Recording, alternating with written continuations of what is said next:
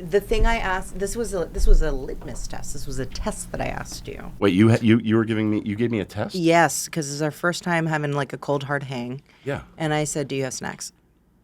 Right. When did you ask me that question? Exactly. As you were pulling your car into the lot. That's the I guess. test. That's right, because if you would have given me some lead time, I could have prepared. I would have had craft service. Exactly. Yeah. But I needed to know if you were the kind of guy, are you the kind of friend that I know in my heart Yeah. that you're going to have snacks ready. Just say it. Am I the kind of guy that you want to talk about it with? I do. All right. I want to talk about all of it. All right. Well, we're going to find out in this episode, so stay tuned. You just feel like you're the only person in the world who has it. And you're not intellectually. You understand that. Yeah. But everybody's experience is utterly unique. Hey, I'm Greg Grunberg, and welcome to Talk About It, the podcast where we focus on topics that everybody should be talking about. And hopefully they will be. Not only talking, but screaming about. Epilepsy shouldn't keep you from doing anything that you want to do. Talk about it. Talk about it. While we will continue our focus on epilepsy, of course, we will also look at other health conditions and causes. Our goal is to knock down, drag out, and eliminate stigma and raise awareness. Each episode, you're going to hear from amazing advocates and champions. You will learn, as I will, about how we can all help to make a real difference. Talking about it is important. It's all about connecting. Talk about it. Talk about it. Talk about it. Talk about it. Thank you for talking about it. Thank you for talking about it. Talk About It is sponsored by Seizures Are Signs. Seizures Are Signs is dedicated to educating those living with or caring for someone with uncontrolled seizures about the importance of early diagnosis, recognition, and treatment. To learn more, please visit seizuresaresigns.com. Seizures Are Signs is made available by Jazz Pharmaceuticals. All right, so let's jump right into this episode of Talk About It.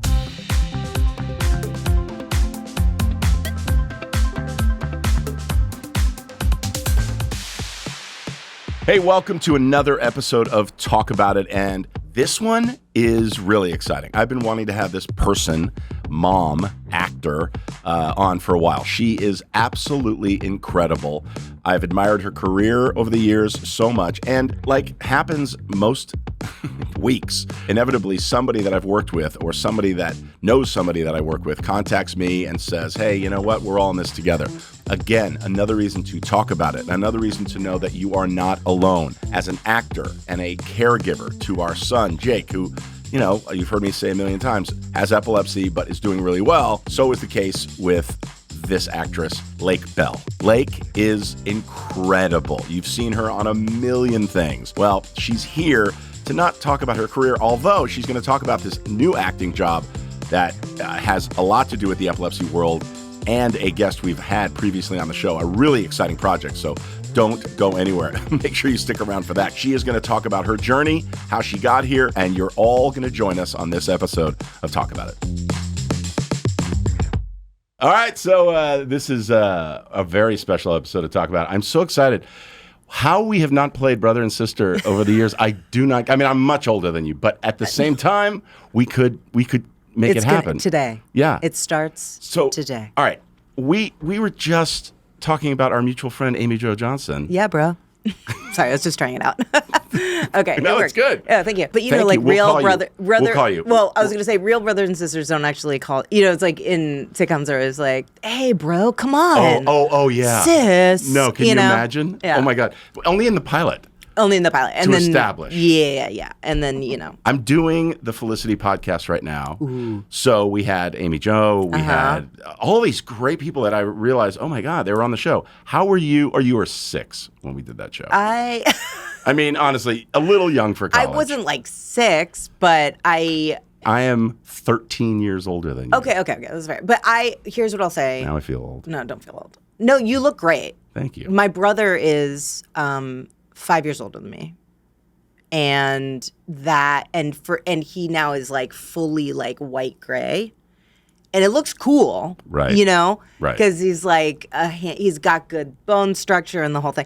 Yeah. He's a silver fox. He's a silver fox. Yeah. Okay, he's like, what I was going to say was, Yeah, I think I didn't like tune into Felicity when it was on, but then I like found it. Yes. Yeah. Like a lot of people. Yeah. You know, because of Hulu and all this other stuff. Yeah. So as fondly as I look back on Felicity and then Alias, I'm going to show off and just drop all my Yeah, stuff. oh my God. But I'm like, I'm already here. Like, what was it?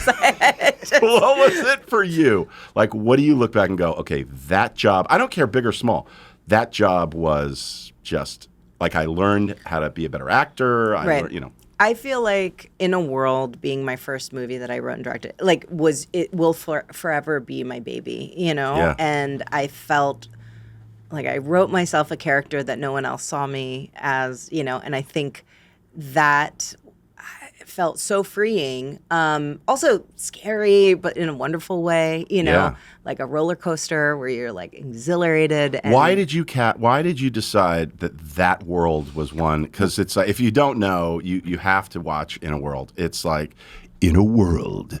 I mean, it's jumped right it's in. the Don LaFontaine. It's Yeah. that whole thing. So I mean, Voiceover artist. it's a number of things. I mean, I had always been truly obsessed and enamored of that world. I loved radio plays, and you know, I went to drama school in England, and you know, we actually had to learn radio plays as part of our curriculum. Wow. And so there is an element. There it is. There it is. There was an element of that being still, you know, of import. Whilst I think in New York, or I mean in not just New York, in the States, it was like, sure, okay, no one's really doing radio plays, which now people are doing limited series radio type Podcasts. Yeah, like scripted podcasts. So it's very exciting. Yeah. But animated and whatnot, voiceover was the one place as an actor where you could anthropomorphize an inanimate object. You could be any gender, any age, any social niveau. You could be from anywhere. Yeah. You weren't judged by how you looked. And I think especially at that time, men were the only ones who could have this omniscient voice. Like, you Voice know. of God. Why Yeah, was it always why- male? Yeah. 100%. Also, I had been put in a lot of roles where it was like sexualized, and then, you know, in a world, that was the first place where I could cast myself in a place. You know, I was wearing like overalls or whatever, like sweatshirt. Okay, so how the hell did you get here? Let's you know, yeah. this podcast is all about. So, you know, Jake, when he was 7, just to catch you up, because I know you're not study me, but man, does our community need a voice and need, you know, there's so much old wives' tales and so many myths and misunderstandings when it comes to having a child that has epilepsy or seizures and whatever. And what is your story? I know it, but tell everybody. So my daughter Nova is now 9. Mm-hmm. When she was 1.5, she had her first seizure. So she keeled over. She had a grand mal seizure, and we, you know, At 1.5. we all, you know, my ex-husband Scott, who is definitely my teammate and co-parent in life. He's and great, by the way. He's terrific. Yeah. So he was with her, and I was driving across town. I just never have. I can't believe I didn't get into an accident. I mean, he spoke like she was unalive, you know, like that it was over. So you weren't with them. That first one. What time of day was it? It was like, I remember it was I don't know if the first one is like the longest or something, but you know, it was the first one, and it was really showing up, and it was about, maybe he just felt it was like 2 minutes, but it was long. Oh my God. And 2 minutes seems like 2 hours. 2 minutes, I mean, we all know Yeah, in a seizure is like 2 hours. Yes. Yeah. Yeah. I mean, 45 seconds is like not chill. You know? Right. So wait, you were across, yeah. driving cross country? No. I was driving cross town. So, Cross but town, LA feels which- like cross country. Yeah. Exactly. So I just remember, you know, getting the call. I was at a hotel meeting with this woman. I don't know if she was a director or whatever. And the woman comes up and says, "I'm sorry to bother you. You know, your husband's trying to reach you." Oh my God. Yeah, that. Oh my And like, God. I think your daughter. Something with your daughter. You know, I'm like. This is like when caller ID says the school district name on it. I know. Which is, you know, and everybody listening has gone through that Yeah, too. When you're yeah. like, Yeah. And you call. Okay. Yeah. So anyway, cut to I get there and Nova's we come go out to the of it. hospital. Yeah, they went to the hospital because I think that first one you just don't know what's going 100%. on. Yeah. So it was febrile seizures. That's how it was Oh, okay. categorized. Okay. They were don't worry, it's just febrile seizures. A lot of children have them. She'll grow out of it at 6. Oh, okay, she'll grow out of it at 6. Yeah, so she might have them though. Oh God, we are so doomed. She's gonna have. And no history in your family, Scott's family. Now this is where it all comes out. Where then it's like, well, my sister has epilepsy. Scott's sister has epilepsy. And you did not know that? I guess we kind of. It's not. You don't pay attention But to so it till you pay attention to it. Right. And she has epilepsy, and there was a period in her life where she could not drive. I mean, she's medicated. My grandmother has it, but it was like she had one and then medicated forever. It's like different generations. It's like hardcore medication, never had it again. Right. So it was in her family. It's in our family, and all of a sudden we're like, okay. And apparently my brother had febrile seizures though, so that was thanks, Mom. Right. Finally, just let me know It was that. all secrets. Yeah. All secrets back in the day. Our family, too, all of a sudden, I was like, wait a minute, the twins? And that happened? And maybe that's why he hurt himself? I mean, it's like all kinds of stuff. Yeah.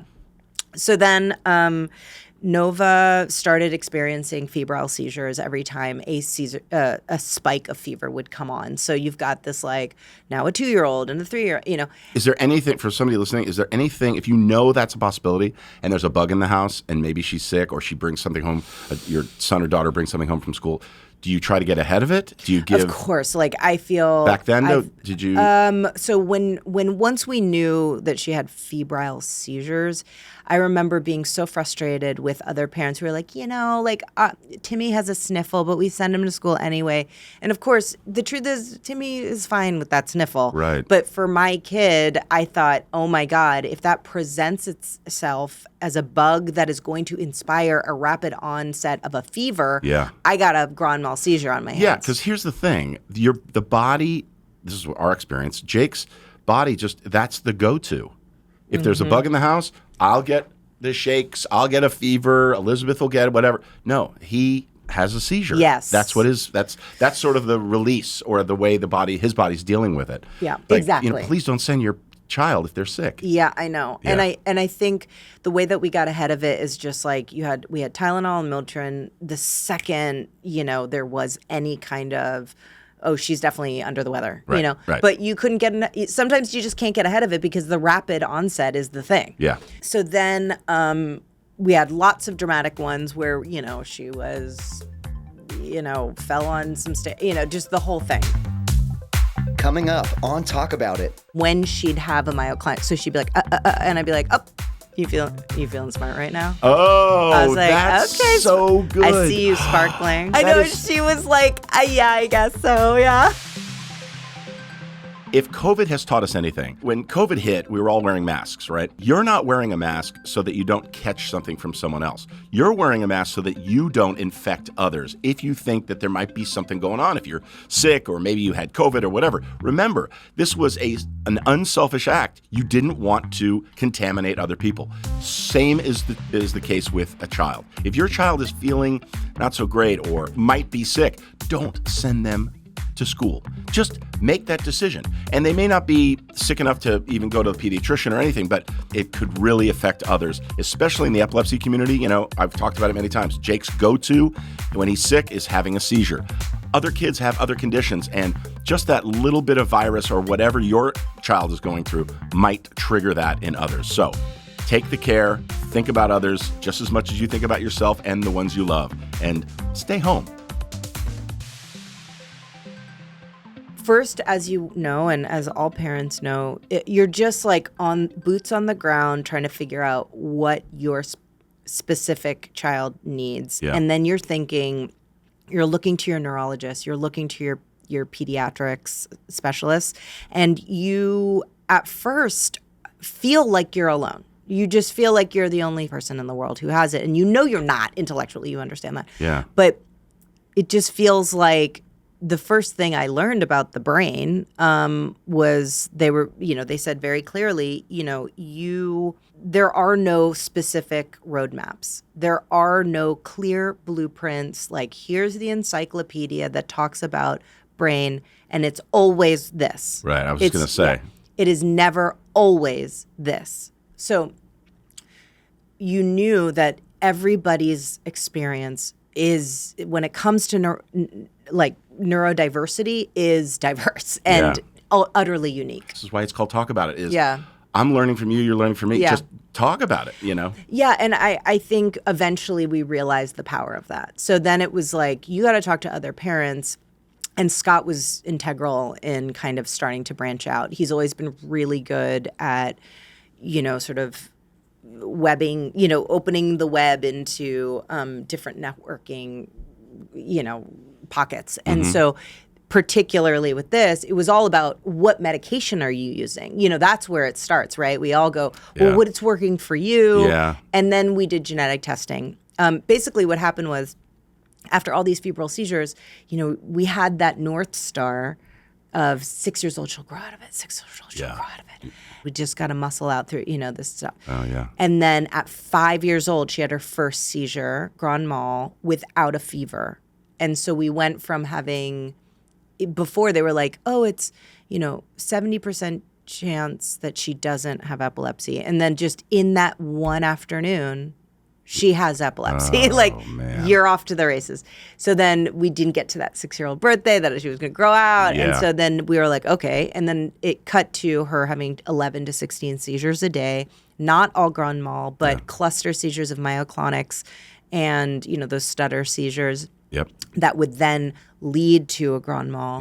And she would start knowing that, so her anxiety would spike, and she already is a very emotional, sensitive child. Yeah. And so when she's trying to express herself and trying to, that would hit her.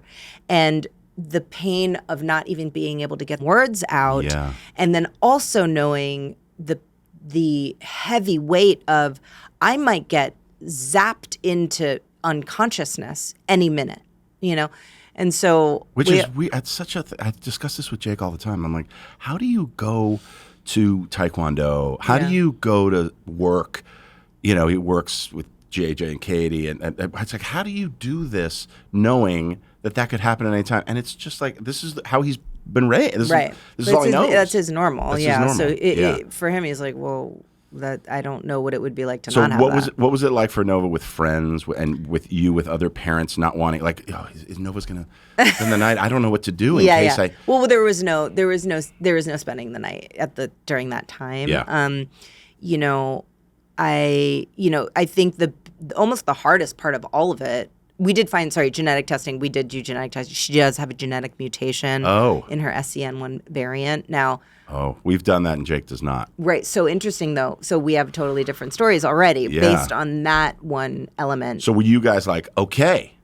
Totally. Now but we know also some. that SCN one is associated with Dravet Syndrome. Yeah, Dravet is tough. I'm sorry. Dravet. So that they told us that, that's the same. You are Nova's doing well considering that is her mutation. Yeah. Because usually it would be 100 seizures a day or something like that. It's a rare form of epilepsy. I do a lot of work. By the way, the caregiver series that we do, we do LGS, Dravet, and I'm learning about all these rare conditions. It's kind of galvanized the community, and they've all been given funding in their own way. But anyway, go ahead. So that was just really helpful, because then all of a sudden, when we were speaking to other parents, we could say, oh, it's the SCN1 variant. It's a genetic mutation. So, is anything working for you on this? And we did connect with the Epilepsy Foundation. And that's where I started to engage more and have Nova participate in her advocacy badges. Awesome. And she got into that. So I love that. But when you look up Dravet online or Dravet, you Google stuff, it's so scary. Well, it's super scary. So I think that we realized how Nova, will be able to, have a normal, healthy life. 100%. Yeah. Normal, whatever that means. I think, it's interesting, because I think going through the medication, It's the like worst. the auditioning of medications Yeah. was like probably the worst part of all of it. I've gotten into arguments with people, and they're like, "It's just fishing. You're throwing another hook in the water and seeing if that works. What other choice do we have? We've tried the diet. We tried Yeah, all this stuff. I mean, the alternative is Jake having seizures, and also Jake takes a handful in the morning and a handful at night, and it destroys me to watch him do this. The nature of those medications, and I love them because they work, but they're designed to slow the synapse down because he's overfiring. So it's like, it's so hard. That's really interesting what you just said, because I think, you know, the other part of it is the emotional toil, right? Like you have a family, we all know this, you know, and one child or one family member is dealing with having to shift how they live their life, which is then going to affect how we all live our lives. And I felt like there was a moment when Nova, as a little girl, would kind of like villainize the seizures. Oh, I hate them. You know, I hate them so much. They're scary. I don't like them. Right. And you go, oh my God. Like as a parent, you go, I know, honey, we're going to figure this out. You know, we hate them too. So that when she had a seizure, she then go, sorry. And I was like, oh God, we got to reframe. Jake did the same thing. Yes. Because he would think that there's not only something wrong with him, but that it was his fault. Yeah. And I always say to him, I said, Jake, it's not. It was when he was younger, you know. Now, of course, but it's not your fault. There's nothing you can do about it. We would always look for. We still do. When he has a breakthrough, we're like, all right, what was it? What was it? Yeah. So that it's not just a seizure. I'm not just back to square one. What was it? And we're like, oh, okay, he had, because I'm on this like crazy. It's really great though, healthy way of eating right now. So I'm eating a lot of yams and vegetables and this and that. Yams. So he had yams right before he went to bed. Well, there's a lot of natural sugars in yams and carbs. He doesn't do carbs. But all I'm saying is like we're always going, what was it? Yeah, of course. Yeah, no, I mean, I know the what was it. Yeah. Let's retrace our steps. But yeah, you're like an investigator of immediately. Because you want to blame it on something else. But it's certainly not her. So when she said that, I'm sorry. Yeah, and so we immediately, I was like, I would have said, don't do it again. No, I said to her, I did some research and I was like, Scott, we have to rewrite the story. And then it's like you get into who had epilepsy. Okay, what people of note have had epilepsy? Okay, Albert Einstein. Yeah, I was like Einstein, Edgar Allan Poe, a little dark. Exactly. It was like Napoleon. I was like, but anyway, I was like a lot of people who like very. It's so true. Yeah, Prince. But then, yes, Prince. But then I saw Joan of Arc. Yes. And obviously didn't tell Nova about the burning on the stake part, but I did say. So I remember at the time in Frozen, there's one image, there's like a painting of Joan of Arc. Oh. And they reference it. The sisters reference it. They're like, and there's Joan, or something like that. Right. And it's like a little reference to Joan of Arc. So I was like, Nova at the time, being a 6-year-old, loved Frozen. Love and that. I was like, okay, I got to sit you down and tell you some stuff. I was like, here's the deal. So Joan in the painting in Frozen, her name is Joan of Arc. And do you know what she is? She is a young woman, a little girl, basically, soldier, who fought with armor, rode a horse, had a sword. Yes. She was so powerful and fought for her people. And you know what? She had epilepsy. Unbelievable. Mic drop. She was like, really? I was like, yes. And you know who else had epilepsy? Albert Einstein. Right. Like some of the smartest, most interesting writers, thinkers, creatives had it. And it's just because you're just a little smarter than people. That's what I tell Jake. I'm like, Jake, your brain... You've heard the doctors say it. Sparkly. You're magic. Exactly. Your brain is firing much more than these other people that are just going through life and not. Yeah. I think when Nova started to really embrace this narrative, the idea was when she'd have a myoclonic, so she'd be like, and I'd be like, oh, You feeling smart right now? Oh, I was like, that's okay, so good. I see you sparkling. And she was come like, on. Where were you when I needed you? I That know. is- She was like, yeah, I guess so. Yeah. That's so brilliant. It's just who she is. She just sparkles. And by the way, that is who she is. Yeah. And so That's so awesome. So then she would explain it to other people. You're getting a hat. just for that.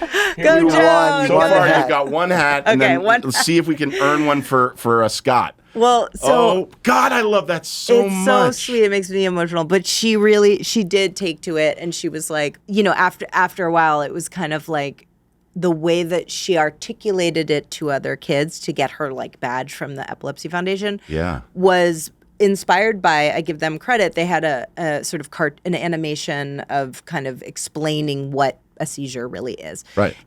But in terms of peer-to-peer conversation. I think we did those animations for Oh, them. really? I believe. Where it's like beep, boop, boop, beep. And Yeah, it's like, yeah. yeah. So or we helped with that. Yeah, I loved those. And Nova loved those. And so she explained, in order to get her advocacy badge, it was like Zoom school, by the by. It was during the pandemic. And on a Zoom, I said, do you want to explain to your class kind of, what your EEG is? Like if she had a 72-hour EEG on or something like that. Oh, and I would walk out of the room and I would hear her say, well, I have epilepsy, and so I have to wear this for the doctors, and everyone would be like, what's epilepsy? And I'd be like, oh, it just means that I have seizures. And they're like, what's seizures? Yeah. And she's like, oh, it's like sparkles in your brain that like electrical charges that are just kind of not finding each other. And then they kind of sparkle and make magic, and then it makes you stutter and stuff. And I was like, well, That's the best description. That's for kids. Yeah. Yeah. So It means then, I'm smarter than you are. yeah, and it means I'm smarter than you. Exactly. But it was really interesting when she started to have some ownership about it and just understanding that it is what it is. And I said to her, I was like, everybody's got their own. Everyone's walking around. Everybody's got something. Sometimes you can see it, sometimes you cannot see it. Yeah, and by the but way, it's you go on like- social media and the perfect couples and the perfect families, they're the worst. They've got something. They've got something deep and dark that they're not But saying. even with neurodiversity, I think that part of it, Yes. that idea that I remember there was another moment where she had the 72-hour EEG, which we all know they hate wearing this cap. Was she at home with it? She was at home, but she was at home for like 72 hours. And I said, look, can we go outside? And she was, no, I'm mortified. She was just mortified. Yeah. And people are going to think I'm weird, And I was like, what if we went to Target? And she was like, I'm listening. You know what I mean? It was the only thing. And I'm like, right? And so that's good. we got out of the car after we parked, and she had her little like computer purse and all the wires coming out of the back and her, wrapped head. And she's 6.5, 7 at this point, maybe like 7. And the second we walked through the doors of the mall, she bristled, right? Got cold and was like, pick me up. And so I picked her up, and she wanted to bury her head in me. And she was so embarrassed. And I was like, you're doing great. Because there's other kids kind of like running around and just being themselves. And we walk into the threshold of Target. Yeah. And, and all of a sudden, she loosens up a little bit. And we go to the toy section and, Legos and whatnot. And we're walking through there. And she's starting to, she's just walking around Target. And I said, listen, here's the main thing. People they might look at you and go, huh. And then they're like, oh, I'm hungry. You know, it's a second. They might look, but in a second, they'll look away and be like, oh my God, like, oh, maybe I should get those boots. Yeah, you know, look what's on sale. Yeah, like they're just doing they're like, oh, I gotta fart. Like they have their own things. You're following me? They're just all like, they might look, but then they look away. I mean, there's other people who, their life is they have a wheelchair. Their life is they walk a certain way that's maybe different than other people. There's other people who have, super short hair and they can't grow their hair. I mean, there's just lots of little things. And then there's neuro stuff that we can't see, Yeah. right? Yeah. But it's going on, Yeah. you know? Yeah. And so once you accept Best that, parents ever. I mean, seriously, I'm like and I'm sure it wasn't just this easy. no, it was hard. It's really, really hard. Coming up on Talk About It. She was like, oh yeah, I have epilepsy and I just get seizures sometimes. And so they're just taking pictures of my brain, and she felt strong. She felt like she had a handle on it, and it was just a really big moment. Because what was she doing? She was talking about it. Talking about it. Yeah, yeah. Oh, I love reframing, looking differently, turning something like epilepsy or any condition on its head. You're just like some incredible, incredible people. Your brain sparkles. When I hear that, it warms my heart. So I'm doing a little research for all of you. I'm looking at a list here on the computer of famous people that have achieved incredible things in their life, and they had epilepsy. Prince. I don't know if you know, but Prince, my favorite artist of all time, had epilepsy. Hugo Weaving, Danny Glover, Lil Wayne, Elton John had epilepsy. Neil Young, Edgar Allan Poe. I mean, Joan of Arc was referenced. Alan Faneca from the Steelers. Leonardo da Vinci. Look up a list of famous people that had epilepsy. Extraordinary people. You might find one that works for your situation.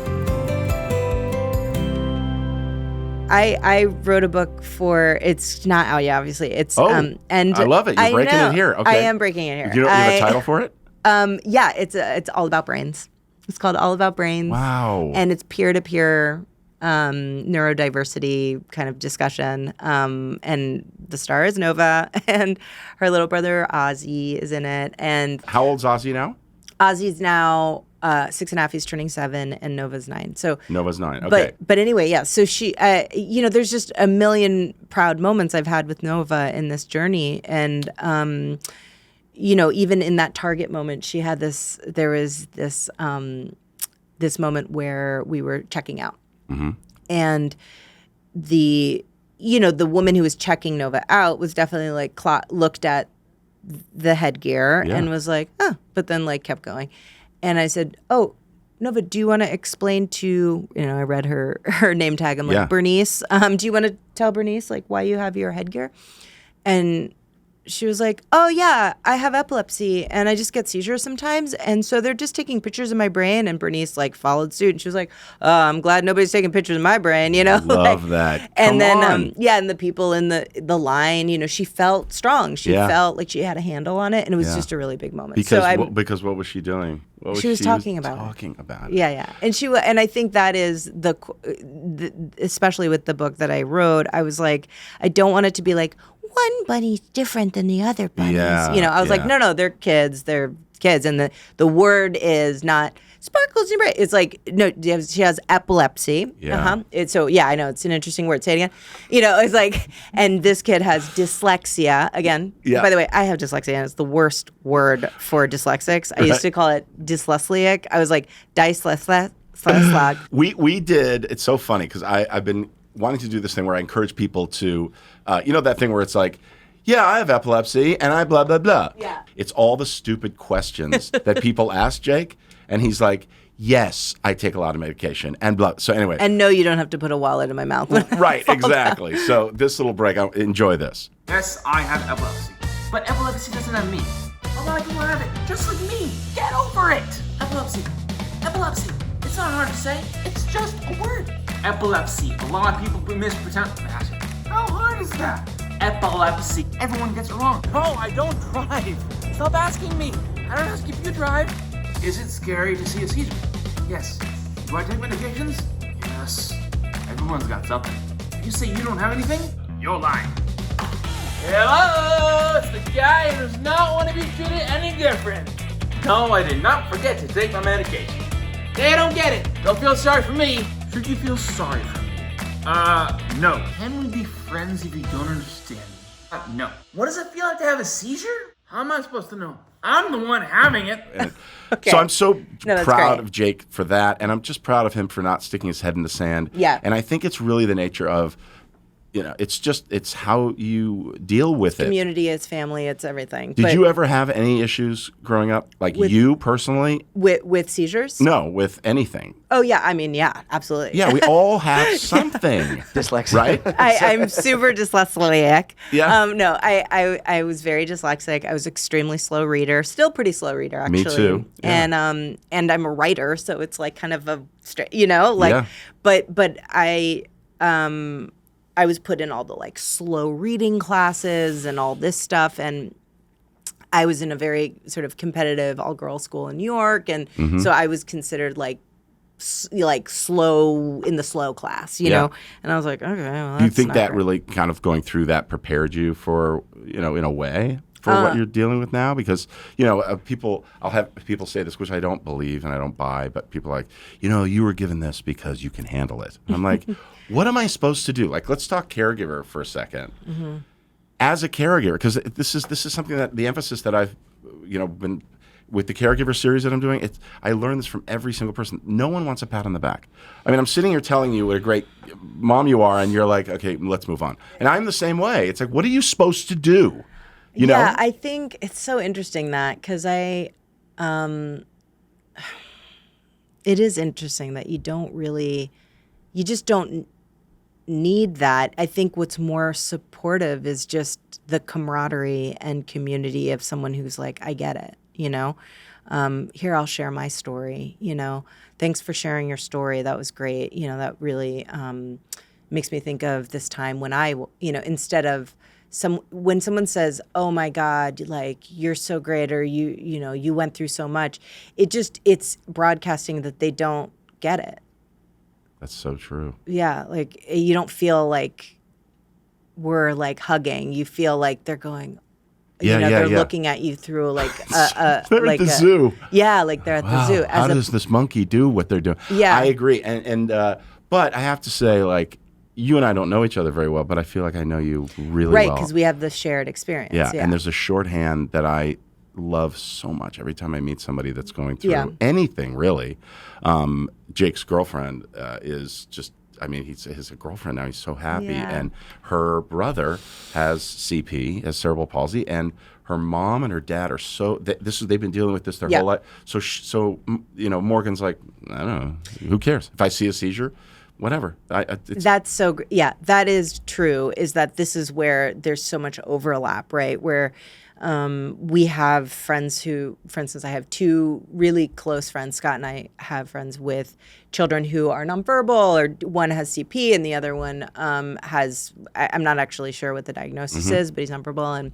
But every milestone he goes through is like, woohoo, and there's this sense of like, it's all good. Like, let's have a play date, and I do feel there's less of the look of concern, which and the eggshells. Yeah. Oh, dude, I can't stand it. Just like, and I was listening to, do you ever listen to Hidden Brain with Shankar Vedantam? No. It's all about, it's more like psychology and sociology and anthropology.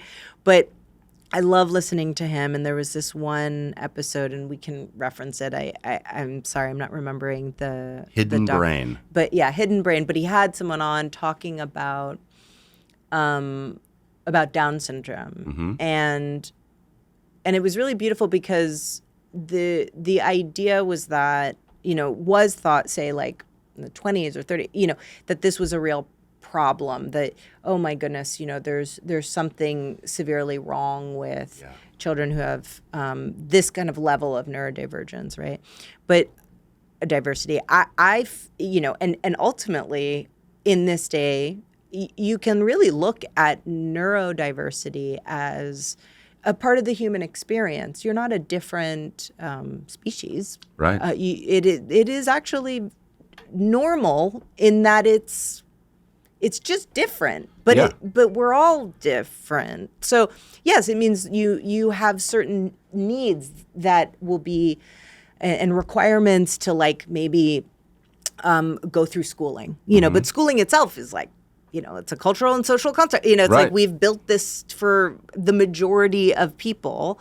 However, it's still extremely human to experience neuro differences. Yeah. And you look at the way other countries tackle this, and they put some of these people on pedestals. I think that it's just there's an overlap of understanding that, no one's like better than anyone else. It's like we're just humans, and everybody has different shapes of learning and different architectural ways of looking at the world. Yeah. And there's just if you have accommodations made for you in the way that society decided it's okay to like make the sound beeps at the crosswalks for people who are visually impaired. Like, okay, so that accommodation has been made on the right, but then people perhaps with like Downs or, for instance, even epilepsy. Let's just talk about epilepsy for a second because that's our charge.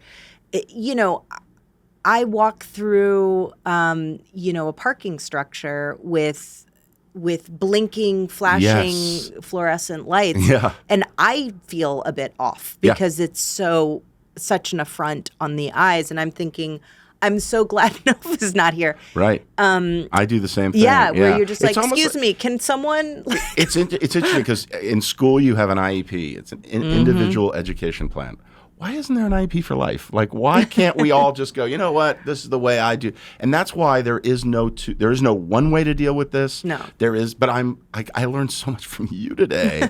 Same. It's crazy. Well, we all share our stories. And lastly, I just want to say, not to like, I think we should celebrate that, we don't know what's going to happen in puberty, but as of today, the last year, Nova's been seizure-free. So come on, yeah, dude. Oh my God, that's great. What a great way to end the podcast. Yeah. Can I plug one thing? Yes, okay. That's what I want to plug. Yeah, okay. When is the book coming out? Well, the book comes out later in the year, but really, I'm currently in the throes of shooting a movie. We didn't even get to talk about this with one of my favorite people. I know. Miles Levin. Yeah, did a short film that I helped produce. Great. And I did hardly anything. As we all know, Miles is just brilliant, and he did everything.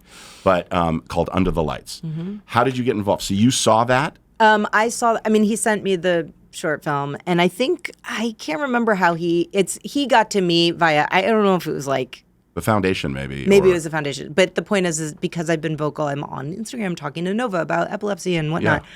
Yeah. He found me and said, would you come and play the mother of this child with epilepsy? And at first I was like, oh my God, I'm having a heart palpitation, I know. Because it is traumatic for parents to relive these things. By the way, I did this on an episode of 911 Lone Star, and Jake played my son in the hospital bed. Like, talk about you okay, you're gonna say something, I'm gonna one up you on everything. Okay? No, but I'm really excited because he's in the middle of shooting, or he wrapped? We're in the middle of shooting. So I go there tomorrow to finish another P, and then so we're still literally in the middle. How's it going? So far so good. So far so intense. But really beautifully conceived in that it's so honest and so authentic. Is it it's the same story but just stretched out? Yeah, basically. It's a 17-year-old child with epilepsy who just wants to be quote unquote normal and go to prom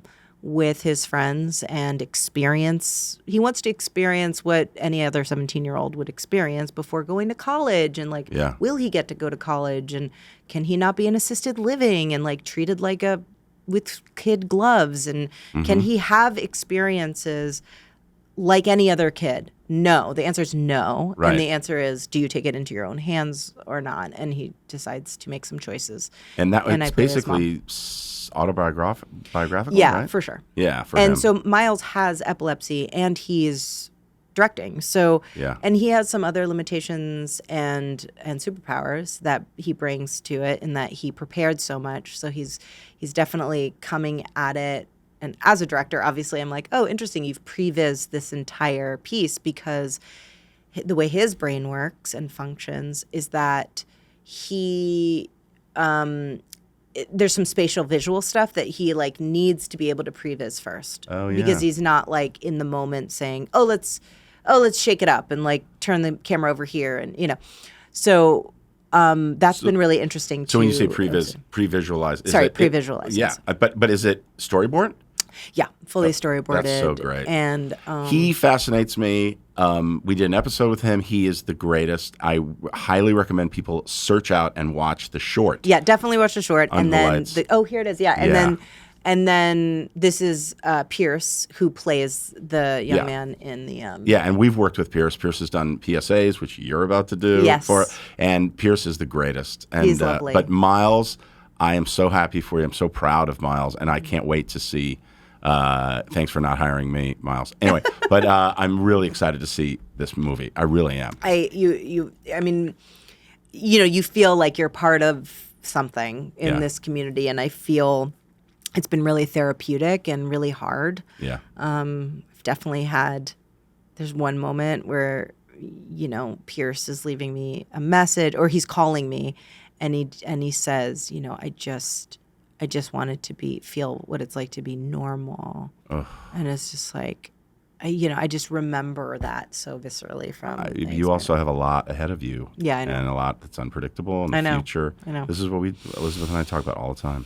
One day at a time, and loves little victories. That's the thing. Jake woke up this morning, didn't have a seizure. I was right. like, Woo! good day, baby, Yeah. good day. I need to meet Nova and Ozzy. Yes. Very soon, and Scott in person. I mean, we've talked on the phone, but thank you for being on the podcast. Will you come back and do another episode? Yeah. You earned another hat. Oh, I for did. Scott. Yeah, so Okay, you're gonna have to. I'll get a black. That's a really cool one, the black and white one. I Yeah, look at that one. Look, there's a new sheriff in town.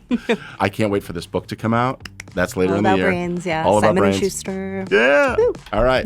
That's Talk About It. Probably, I hate to say this. I don't say this all the time. I think that was our best episode yet.